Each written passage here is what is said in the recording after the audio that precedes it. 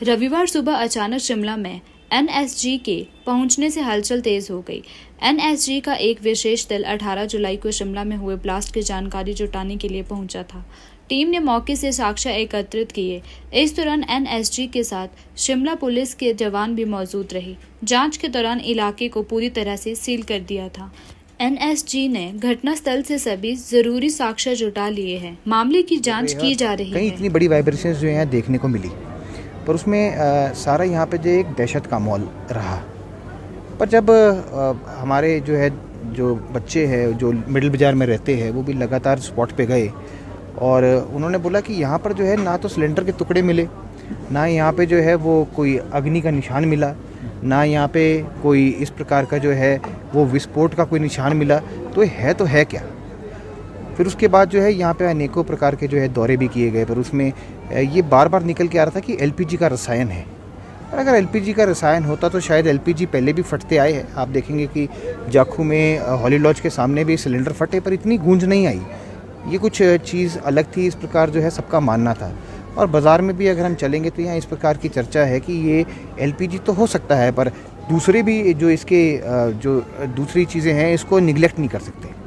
और जो दुकानदार हमारे भाई जितने भी यहाँ पे है, वो बड़े चिंतित है कि अगर इस प्रकार की घटना शिमला में होती है तो आने वाले समय में जो है वो शिमला किस प्रकार रिस्पॉन्ड करेगा।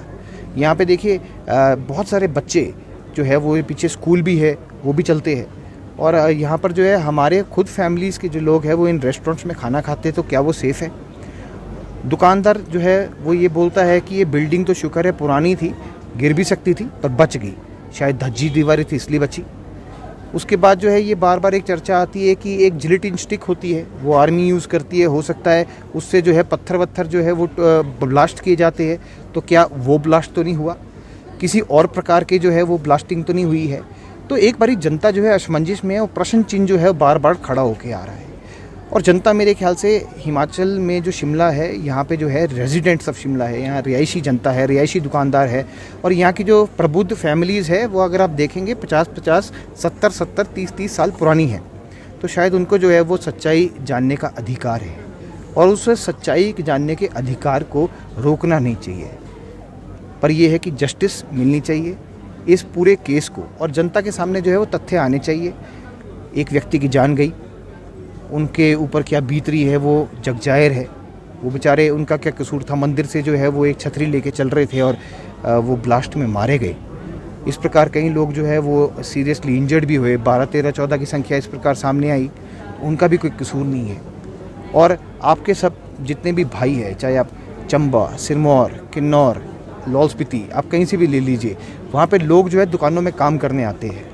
तो क्या उनका कसूर ये होगा कि वो अपने घर के लिए 2 रोज़ी रोटी कमाने यहाँ आए और उनके साथ कोई घटना घट जाए। इस तरीके की बहुत सारे एंगल्स है वो यहाँ पर सामने आए हैं। तो हम बार बार यही मांग करते हैं कि ये केवल मात्र जो है आई वॉश नहीं होना चाहिए।